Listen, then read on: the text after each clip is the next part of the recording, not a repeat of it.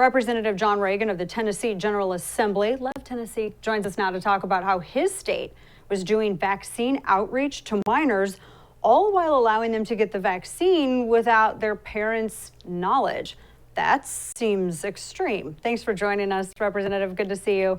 I just remember when I was a teenager, I wanted to get my ears pierced. I had to have my mother go with me, and because she wanted to go with me. She had to drive me, number one. But if you wanted to do that now, you still have to get your parents' permission. But yet you can go and get a vaccine without your parents knowing about it or even being aware of any of the adverse reactions, et cetera. Tell me about what happened in Tennessee and how you all worked to put a stop to this. Well, unfortunately, as you pointed out, we had a situation where some members of our health department were advertising to teenagers that they should go get a vaccine and they didn't need to get their parents' permission to do it. Now, let me make it very clear that my colleagues and I are not opposed to vaccines. The idea is that when a child under the age of 18 is getting a medical procedure, they need to be, shall we say, given permission by their guardian or their parent, because quite frankly, we have in our education code, which is Title 49, requirements for even children in school to take aspirin. They have to have parental permission. Therefore, it doesn't make sense that they would be encouraged to get a vaccine that could have potentially life-threatening consequences in some cases without their parents being involved in it at all.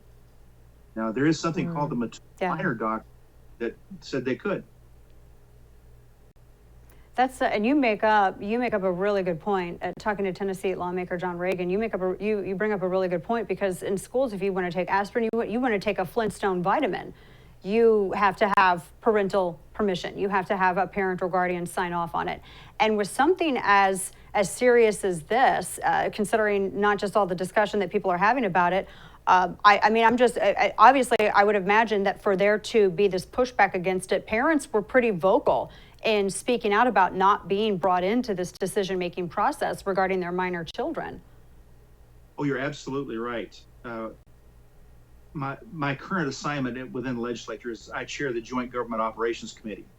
Last session, I chaired the subcommittee on K through 12 education.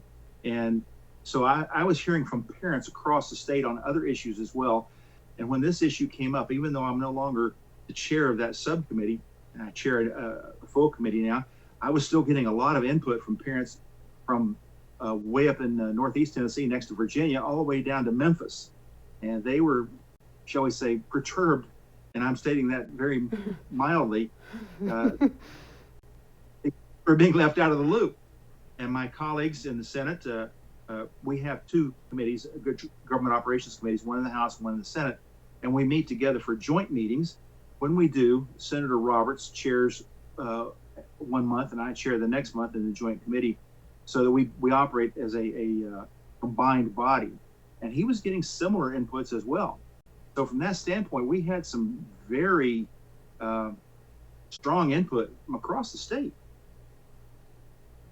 Yeah, I can imagine. And Tennessee, of course, I've seen, we have some friends who've recently moved to Tennessee, and they're telling me how outspoken parents there have been. I wanted to get your thoughts too about just some of how difficult it is from your perspective as a lawmaker, because obviously in a time like this, when everyone has questions about vaccine rollout, and they have questions about efficacy and questions about natural immunity, et cetera, we live in the greatest era of information, but yet I don't ever recall a time in my life where it has been so difficult to get a straight answer or just good data, not contradictory, from the federal government. And obviously, being right there and working with Tennessee constituents, I want you to talk just tell us what, from your perspective, how has that been for state lawmakers to try to address the needs of their constituents when you're dealing with, we got contradictory data, contradictory statements from the people who are most responsible and closest to the vaccine and the rollout of the vaccine.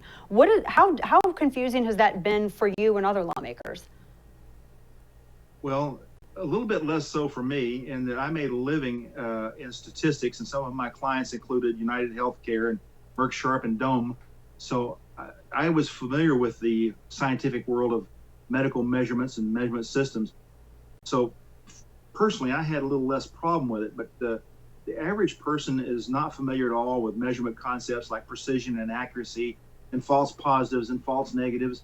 So it's very confusing for them to even talk about how good was the measurement system that was giving information about the infection rates. And then again, what they were calling cases, operational definitions of a case used to be someone who had a positive test and had symptoms. But then all of a sudden we had cases, well, they're asymptomatic, but they've got a positive test. Well, the obvious question that pops to mind is, well, how good was the test? What kind of false positive rate did they have? That was information that wasn't put out until many months after I asked the question. Our own state health department dodged it when I asked them the first time, and then they flat out refused to answer it the second time. And it wasn't until about, I think, 5 or 6 months later that CDC finally put out an estimate. Their estimate was 6%. I did some digging on my own on that, because that used to be my field of employment, and found out that depending on where you went, for example, there was one test that was run in China on this one, and they had as high as a 38% false positive rate. In other cases, I saw 28 and 16% false positives. Now, the bad news about that is if you have a false positive, you have somebody quarantined unnecessarily, and that creates stress on the individual. But it has a tremendous negative impact on economies and education, because anybody that tested positive was quarantined, and that put them in a situation to work or go to school, and our state, our country suffered.